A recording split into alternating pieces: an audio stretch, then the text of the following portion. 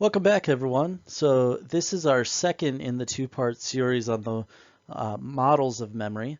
Today we're going to be talking about the working memory model, which attempts to put a different spin while also acting as a complement to the multi-store memory model.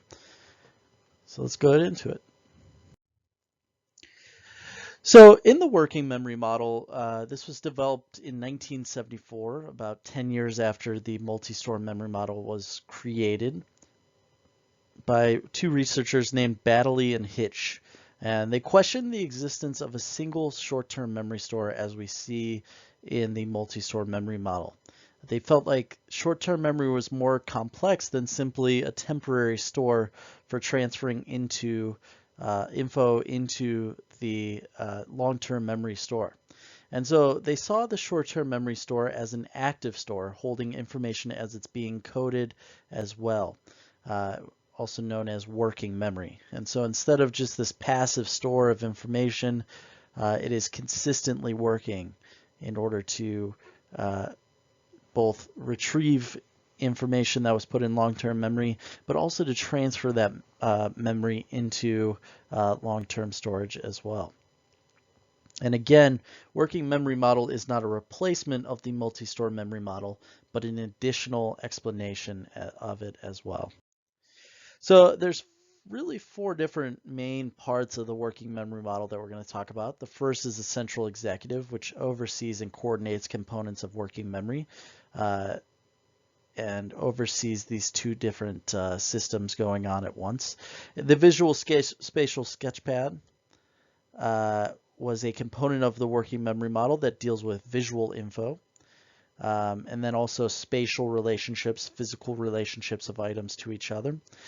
Phonological loop, it deals with auditory info.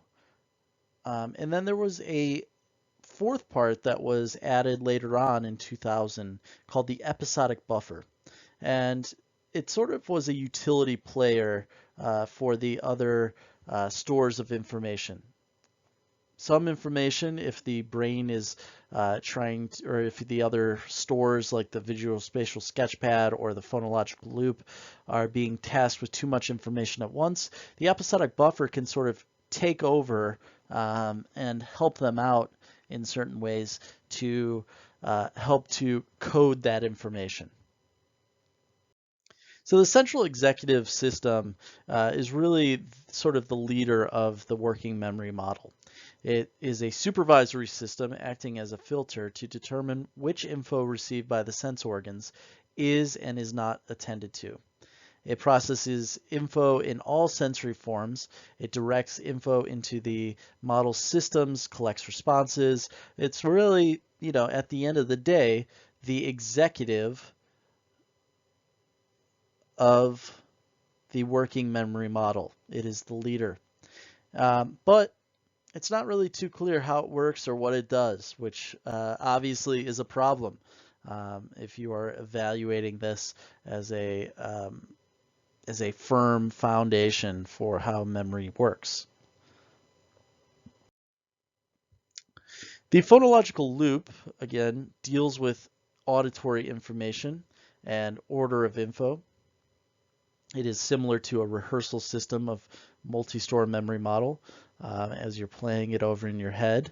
But research suggests that the phonological loop and the visual spatial sketchpad are separate systems in the biology of the brain. If we're thinking about this, maybe the phonological loop is in your temporal lobe, whereas the visual spatial sketchpad is in the occipital lobe.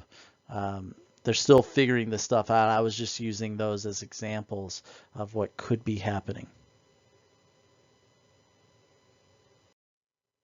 The next part is the visual spatial sketchpad, also known as VSS or the inner eye.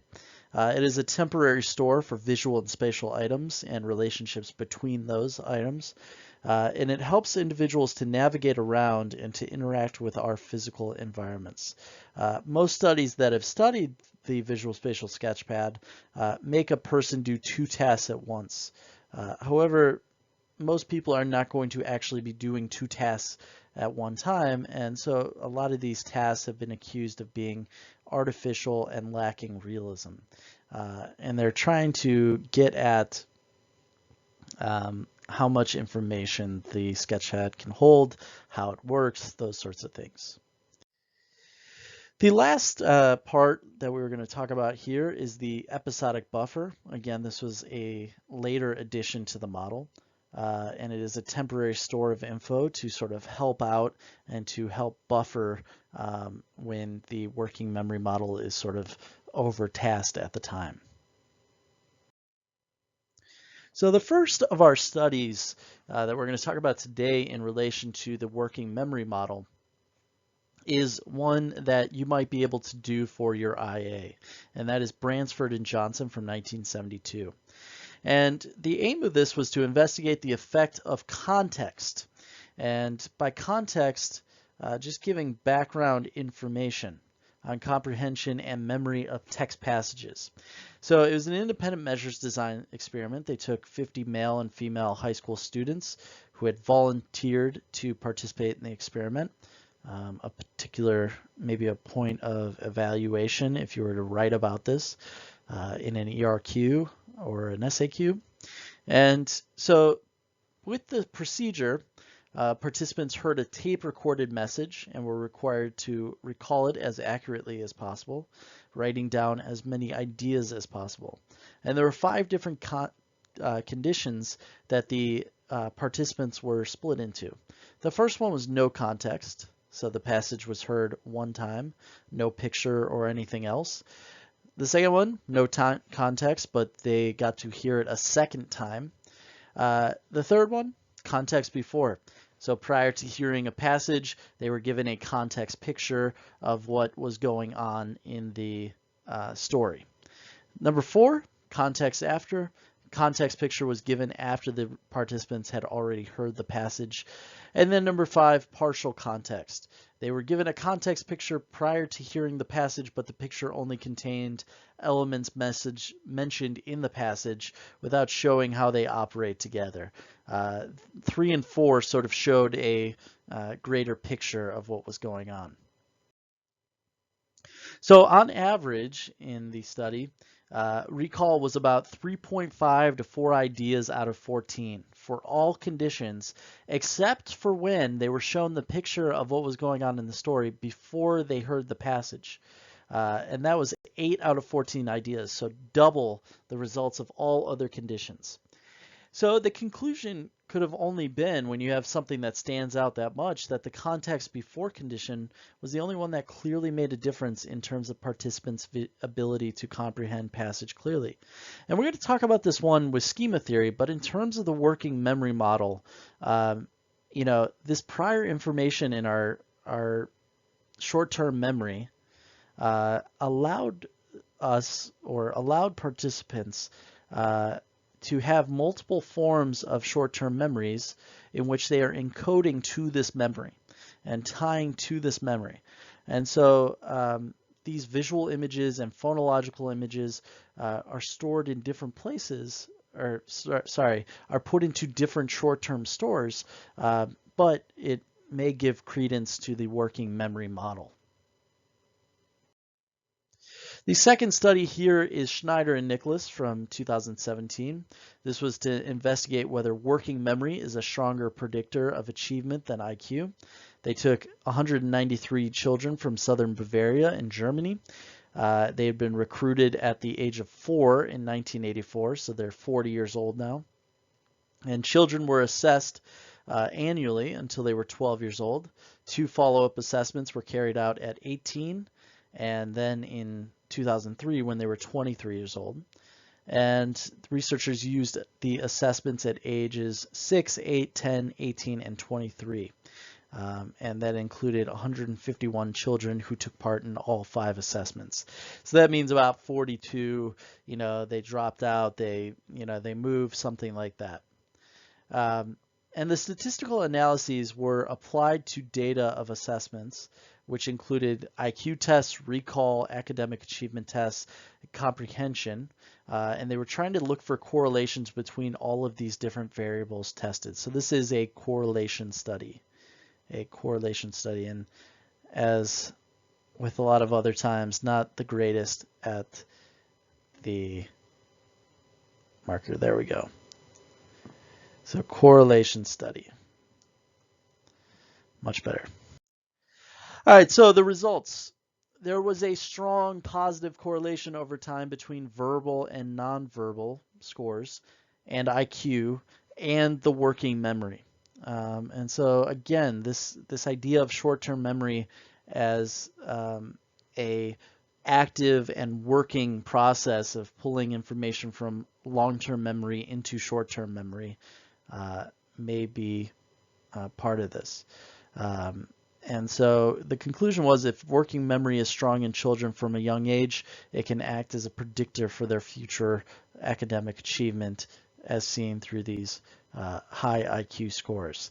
Honestly, out of the two studies here, I would go with the Bransford and Johnson one in describing and explaining the working memory model. I think it's a much stronger example than this one of what is going on with working memory. All right, so in terms of evaluating schneiderNicholas, there was a strength in that it was a longitudinal design. They could generate a huge amount of quantitative data and then compare it over time. And the findings that link IQ and working memory reinforce the idea that working memory, again, is this dynamic and flexible tool. It works hard to solve present cognitive issues for the mind. But IQ tests, again, may not sufficiently measure intelligence in its various forms. There's a reliability and a validity issue with IQ tests. And then also working memory tests such as word span, recall are simplistic. They do not measure the full extent of working memory because they're only working off of one store. So in terms of looking at the working memory model overall, it does explain more about memory than the multi-store model. It acknowledges more than one type of short-term memory through the phonological loop, the visual spatial sketchpad, the episodic buffer, and then the central executive, which sort of controls all of those. But little is known about the central executive, and that's a limitation of this. Again, we're looking for causal relationships oftentimes. Correlational studies or things that we theorize about only carry us so far. But it does explain the execution of everyday tasks, which is in its favor, even if this episodic buffer is not clear in its combining of information together from other parts of the model and long-term memory. So a few things to clean up, especially with the central executive and the episodic buffer. Overall, again, these were the two theories of memory that we're going to be looking at and the two models of memory. And if you have questions about the multi-store model or working memory model, please, again, come find me.